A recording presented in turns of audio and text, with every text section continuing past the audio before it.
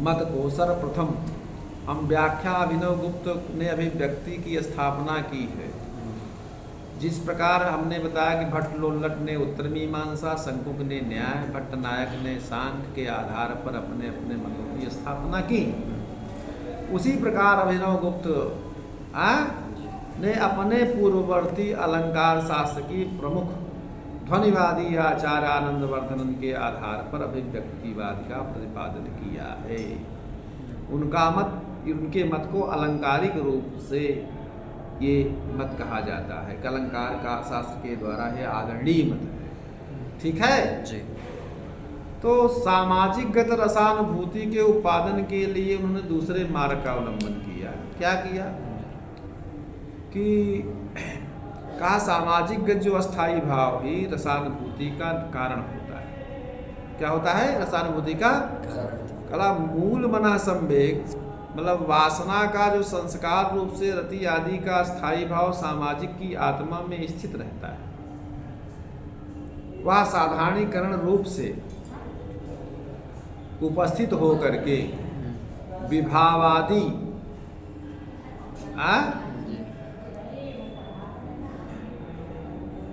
सामग्री से अभिव्यक्त या उद्बुद्ध हो जाता है, जिसे तन्मयी भाव के कारण वेद्यांतर के स्पर्श से शून्य ब्रह्मास्वाद के सदित परमानंद का के रूप में अनुभूत होता है। तो भट्टनायक के समान शब्द में भावकत्व भोजत्व जो दो व्यापारों की कल्पना यहाँ नहीं की गई है। अर्थात भावकत्व व्यापार के स्थान पर इन्होंने क्या माना है? साधारणीकरण व्यापार, अर्थात अभिधा लक्षणा के साथ शब्द की व्यंजना नाम की क्या होती है? तृतीय वृत्ति अवश्य मानी गई है। तो अभिनव गुप्त ने क्या कहा है अभी सुनिए। कहा कि लोके प्रमदादि स्थात जन्माने अभ्यास पाठवताम काव्ये नाट्ये च तैरेव कारणत्वादि परिहारेण। लोक में, संसार में प्रमदा स्त्रियां इत्यादि जो प्रेमी प्रेमिकाएं जो होती हैं, क्या करते हैं? उद्यान में, गार्डन जिसे कहते हैं, कटाक्ष विभाव आदि अनुभवों को देखने से उन प्रमदाओं में रहने वाले रति आदि जो अस्थाई भाव, प्रेम अस्थाई रूप से जो अंतःकरण में हैं, उनके अनुमान करने में जो निपुण सहृदय लोग हैं, लिफाफा देख करके मजबून भाव लेते हैं। काव्य तथा नाटक में कारणत्व, कारण माने विभाव, कार्यत्व माने अनुभव, और सहकारी आदि को छोड़कर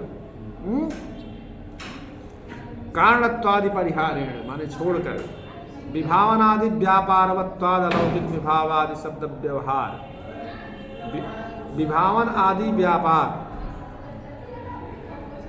अर्थात रति आदि को आस्वाद योग्यता के रूप में विभावनादि व्यापार करता है हुआ। अब फिर क्या नाम से? विभावादि शब्दों से व्यवहार है, उन्हीं प्रमदादि रूप कारण कार्य सहकारियों से जो कहते हैं क्या कि ममई वैते, ये मेरे ही हैं, शत्रु रे वैते, ये शत्रु के ही हैं, तटस्थैते, ये तटस्थ के ही हैं, अथवा फिर क्या कहते हैं? न ममई वैते, ये मेरे नहीं हैं, न शत्रु रे वैते, ये शत्रुओं के ही, न शत्रु के ही हैं, न तटस्थ वैते, ये तटस्थ के ही, न तटस्थ के ही हैं। इस प्रकार के संबंध विशेष का स्वीकार अथवा परिहार करने के नियम का निश्चय न होने से, ठीक है, संबंध विशेष स्वीकार परिहार नियमान अनध्यवसायात् साधारणेन प्रतीतैरभिव्यक्तः। साधारण मतलब व्यक्ति विशेष के संबंध से रहित रूप से प्रतीत होने वाले उन विभावादि से ही अभिव्यक्त होने वाला सामाजिकानां वासनात्मकतया स्थितः, सामाजिक के अंतःकरण में वासना रूप से जो विद्यमान, अंतःकरण में विद्यमान जो रति प्रेम आदि अस्थाई भाव कहा नियतात्मकतया स्थितः स्थायी प्रत्यादिको नियत प्रमात्रिकतत्वेन स्थितोपि। तो नियत प्रमाता विशिष्ट बुद्धि विशिष्ट एक सामाजिक में स्थित होने पर भी साधारणोपाय का मतलब ये होता है कि व्यक्ति विशेष के संबंध के बिना प्रतीत होने वाला विभावादिकों के बल से, ठीक है, तो तत्काल विगलित परमित परमात्म वसोन्मिषित वेद्यांतर संपर्क शून्य परिमित भावेन प्रमात्रे सकल सहृदय संवाद भाजा साधारणेन स्वकार विवाभिन्नो विगोचरी तश्चर्यमाणतैक प्राण विभावादि जीवितावधि, ठीक, होने पर भी साधारणोपाय माने कि व्यक्ति विशेष के संबंध के बिना होने वाला विभावादि के बल से भी उसी रसानुभव के काल में मैं ही इसका आस्वादन करता हूँ, ये विभावादि मेरे ही हैं। इस प्रकार की व्यक्तिगत भावनाओं से परमित प्रमातृभाव को नष्ट हो जाने पर तब का जब अलौकिक आनंद होता है तो क्या होता है कि वेद्यांतर के संपर्क से शून्य, अन्यद वेद्यम वेद्यांतर, मतलब संसार में कोई दूसरी चीज फिर उसको आभासीन हो, उस आनंद में डूब जाए। अपरमित प्रमातृभाव जिसमें उदित हो गया, परमितत्व को छोड़ करके अपरमित प्रमातृभाव जिसमें उदित हो गया है। इस प्रकार के प्रमाता सामाजिक के द्वारा संपूर्ण सामाजिकों के हृदय के साथ समान रूप से व्यक्ति विशेष से संबंध से रहित जो साधारण रूप से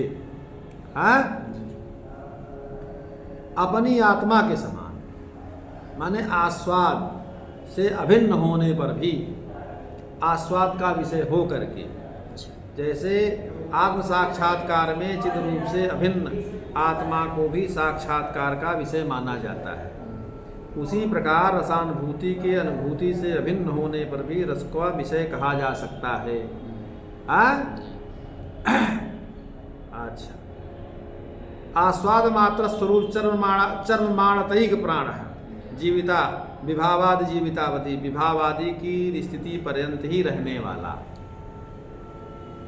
पानक रसन्यायन चर्ममाण,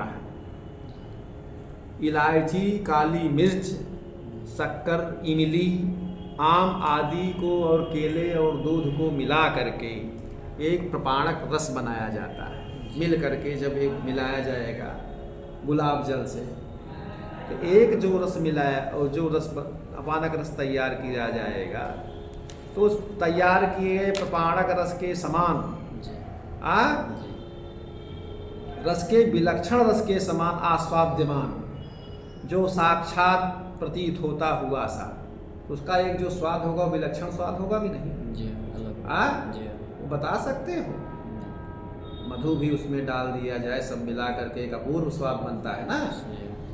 तो आस्वाद्यमान साक्षात्कार प्रतीत होता हुआ सा, तो क्या कह रहा, पानक रसन्यायन चर्वमाणा पूरे यु परिस्फुरन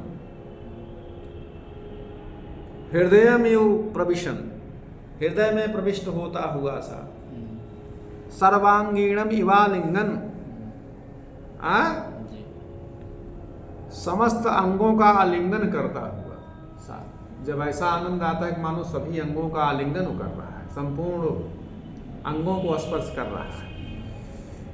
अन्य सर्वमेव तिरोदधत, अन्य सबको तिरोभूत करता हुआ सा। कहा ब्रह्मास्वादन्यु अनुभवयन, ब्रह्म साक्षात्कार का अनुभव कराता हुआ सा, समझे नहीं, अनुभवयन कराता हुआ सा। अलौकिक चमत्कारकारी सिंगादिको रस, अलौकिक आनंद को प्रदान करने वाला जो चमत्कारकारी आनंदादि रस है वो रस होता है। ऐसा अभिनव गुप्त, आचार्य अभिनव गुप्त पादाचार्य जी का मत है। ये इसको अभिव्यक्तिवाद कहा जाता है। अब देखिए, अब एक चीज़ ये देखिए कि उनके तो मेरी बात एक चीज़ और सुनिए। तो कहा कि इसी कसौटी पर एक दूसरे की परीक्षा भी की गई है इन सम्मतों की। हाँ, जी। तो मतों के में पौरवा पर निर्धारण भी उसी कसौटी पर किया। कहा पहले उत्पत्तिवाद ही क्यों आया, सही। दूसरे में अनुमति क्यों आया, तीसरे में भुक्ति क्यों आया, चौथे में अभिव्यक्ति क्यों अभिव्यक्ति। आया। इसका भी एक वैज्ञानिक कारण है। सबसे पहले भट्ट लोल्लट के मत को ये बताए कि सामाजिक की रसानुभूति की कोई चर्चा नहीं। सामाजिकों को रसानुभूति कैसे हो, उनके मत में इसकी कोई चर्चा नहीं। इसीलिए खंडन करने के योग्य अनुपादेयता की दृष्टि से सबसे पहले रखा गया। जी। समझे कि नहीं? जी। और अनुमेयतावादी संकुक का जो मत है, जी, अनुमान। यद्यपि सामाजिक के साथ रस का संबंध तो स्थापित किया गया उनके मत, जी। लेकिन अनुमिति जो है जी। होने से वह साक्षात्कारात्मक नहीं होती है, अनुमान। परोक्षात्मक होती जी। है। समझ रहे हो ना? जी। जी। तो इसलिए अधिक उपादेय नहीं है, जी। इसलिए उसको दूसरे स्थान पर रखा है। समझे कि नहीं? जी। दूसरे स्थान पर रखा गया। भट्ट नायक तीसरे मत में रसानुभूति को सामाजिक के साक्षात्कारात्मक अनुभव के रूप में प्रस्तुत करने का पूरा यत्न किया, जी। प्रयास किया गया है, लेकिन शेष दोनों मतों से अधिक उपादेय है। तो इसीलिए इसको तीसरे के स्थान पर रखा, तीसरे स्थान पर रखा। जी। समझे? जी। भावकत्व भोजकत्व दो व्यापारों की जो उन्होंने कल्पना की वो प्रामाणिक नहीं है, सही है। सही। लेकिन निराकरण और अभिनव गुप्त ने अपने अभिव्यक्तिवाद की स्थापना की है। जी। इस प्रकार रस प्रक्रिया में उपादेयता के तारतम्य से जी। जी। जी। अभिनव गुप्त ने उसको उनके क्रम से, अपने क्रम से निर्धारण किया। इसलिए काव्य प्रकाशकार ने अभिनव गुप्त के मत को लेकर के अपने ग्रंथ को समाविष्ट किया, इसलिए चौथे स्थान पर। जी। समझा कि नहीं? जी, ये इसका सूक्ष्म रस पूछा जाएगा अगर मान लीजिए हाँ, कभी कि पहले इसको क्यों रखा गया, जी। तो ये अच्छा। लॉजिकल बात है। जी। अब कहा कि रस अलौकिक होता है, जी। लोके भवः लौकिक है। जी। हाँ, संसार में जो चीजें होती हैं जी। वो क्या नाम से, कहा कि रस को अलौकिक क्यों कहा जाता है। कहा कि लौकिक अन्य वस्तुओं से भिन्न प्रकार का है ना, जो वह लौकिक जो है, अलौकिक जो है अन्य जो लोक में ना हो, संसार में ना हो, इसलिए अलौकिक है। कहा अलौकिकता का उत्पादन ग्रंथकार ने जो किया है, कहा लोक में पाई जाने वाली अनित्य वस्तुएं दो प्रकार की हैं। लोक में जितनी चीजें पाई जाती हैं सब अनित्य हैं। तुलसी ये प्रमाण यही जग में, जो फरा सो झरा, जो जरा सो बुताना। किसी में फल लगता है तो झरता भी है, और जो आग लगती है तो बुझती भी है। ऐसा होता है कि नहीं? तो सब अनित्य है। लोग संसार में पाई जाने वाली जो भी वस्तुएं हैं वो दो तरह की होती हैं, लेकिन दोनों अनित्य होती हैं। कहा एक कार्य रूप से, दूसरी ज्ञाप्य रूप से। कहा घट पट आदि जो पदार्थ हैं कार्य है। ये क्या है? कार्य। ये किसी कारण से उत्पन्न होते हैं। कुम्हार चक्र चीवर कुंभकार मिट्टी इत्यादि अगर नहीं होगी तो कैसे घट बनेगा? तो इसके कारण है कि नहीं? ये कारण से उत्पन्न होते हैं, इसलिए कार्य कहे जाते हैं। इनका जनक कारण या कारक होता है। दूसरे प्रकार के जो पदार्थ होते हैं ज्ञान के विषय होते हैं, वो ज्ञाप्य पदार्थ कहलाते हैं। वो क्या कहते हैं? जैसे दीपक के प्रकाश से घट का ज्ञान होता है, दीपक के प्रकाश के द्वारा घट का ज्ञान होता है। तो दीपक के द्वारा घट जो है ज्ञाप्य है। वो क्या है? ज्ञाप्य। तो पूर्व सिद्ध पदार्थ का जब हम किसी साधन के माध्यम से के द्वारा ज्ञान होता है तो वह पदार्थ ज्ञाप्य पदार्थ कहलाता है। जी। तो जो पदार्थ पूर्व सिद्ध नहीं है वो कारण के व्यापार के बाद जिनकी उत्पत्ति होती है वो कार्य कहलाते हैं। जैसे कार्य नियत पूर्व वृत्ति कारणम, कार्य के पहले जिसकी वृत्तिता बने रहना होता है वो कारण कहलाता है। तो संसार में सारे अनित्य पदार्थ कार्य तथा ज्ञाप्य दो वर्गों में के अंतर्भूत ही हो जाते हैं। ठीक है? कार्य पदार्थ अपने निमित्त का नाश हो जाने पर भी बना रहता है। जैसे कुंभकार ने घट को बनाया और कुंभकार मर गया, मान लो कुंभकार मर गया, तो उसके मर जाने के बाद भी तो घट रहता है। समझ रहे हो नहीं? तो कहा कि रस को कार्य मान लिया जाए। फिर तो कहा कि वो अपने निमित्त, उसके निमित्त कौन है? विभावादि ही होंगे। तो विभावादि के नाश होने पर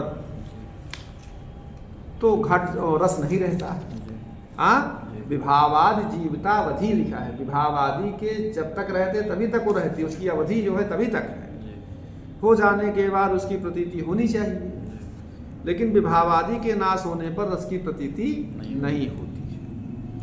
तो विभावादि जीवितावधि लिखा ही है, इसलिए रस को कार्य नहीं माना जा सकता, इसलिए रस को कार्य नहीं माना। तो कहा रस ज्ञाप्य भी नहीं है। कहा क्योंकि ज्ञाप्य पदार्थ ज्ञान होने के पूर्व भी विद्यमान रहता है और जो है उसके बाद भी विद्यमान रहता है। हाँ, कमरे में अंधेरा है, घड़ा रखा है तो है, आपको जानकारी हो ना हो, लेकिन हाँ, तो लेकिन रस की सत्ता ना अनुभव से पूर्व काल में रहती है और ना बाद में, अनुभव के बाद भी रहती है। तो जब तक रस की अनुभूति होती है तभी तक ही उसकी सत्ता रहती है। समझे कि नहीं? इसलिए वह कार्य तथा ज्ञाप्य दोनों लौकिक पदार्थों से भिन्न है, इसलिए रस को अलौकिक कहा जाता है। इसलिए क्या कहता है? इसलिए उसको रस को अलौकिक कहा जाता है। तो ये रस की अलौकिकता क्या का प्रमाण है? कहा सच न कार्य है। सामान्य वह रस को कार्य भी नहीं कहा जा सकता, क्योंकि विभावाद विनाशे पितस्य संभव प्रसंगात नापि ज्ञाप्य सिद्धस्य तस्या संभवात। रस को क्या आराम से कार्य और उसको पूर्व सिद्ध अनुभव से पहले विद्यमान न होने पर भी ज्ञाप्य भी नहीं कह सकते। नापि ज्ञाप्य सिद्धस्य तस्या संभव अपितु विभावादिभिर व्यंजित चर्मणीय, बल्कि विभावादि से व्यंजित आस्वाद योग्य आस्वाद काल में ही विद्यमान रस रहता है। इसीलिए जो है रस को न कार्य माना जा सकता है, न ज्ञाप्य माना जा सकता है, इसलिए रस को अलौकिक। ये पहली युक्ति मैंने बताई। बस अब रस की अलौकिकता में दूसरी युक्ति हम कल बताएंगे।